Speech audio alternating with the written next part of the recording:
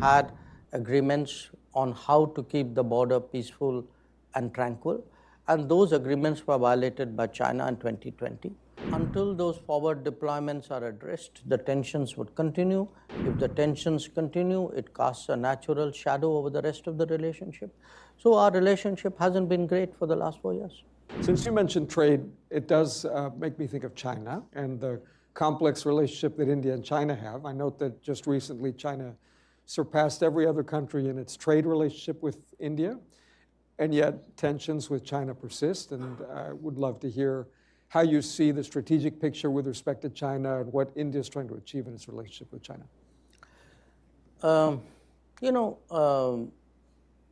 When it comes to trade, correct me if I'm wrong, I think China accounts for globally about 32% of global manufacturing. I think that would be the right number. And a lot of that has happened because over multiple decades, the international business, which is primarily Western-led, has chosen to collaborate with China for mutual benefit. So today, for any country, if you are into any kind of consumption or even into any kind of manufacturing, sourcing out of China is something which is inevitable. Because if you are consuming, if you are not manufacturing and consuming, that's probably where you get a lot of things the cheapest. And even if you are manufacturing, a lot of your components and your semi-processed materials, come out of there. So what happens is that, in a sense, trade with China at one level is almost autonomous of the political or the rest of the relationship, you can say.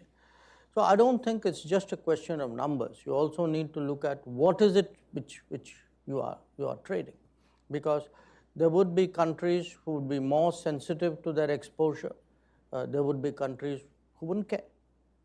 So I think for us today, because we were earlier on digital, on technology, we are very sensitive to our data flows. It's often, to me, a little perplexing that people debate so deeply how the data must be secured at home, but are less concerned about what happens when the data leaves your borders.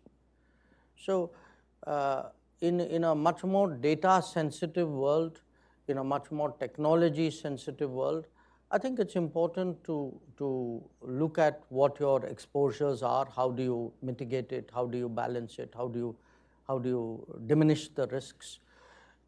Separately from that, in terms of our own relationship with China, I think it's a long story, but the short version is that we had agreements on how to keep the border peaceful and tranquil, and those agreements were violated by China in 2020.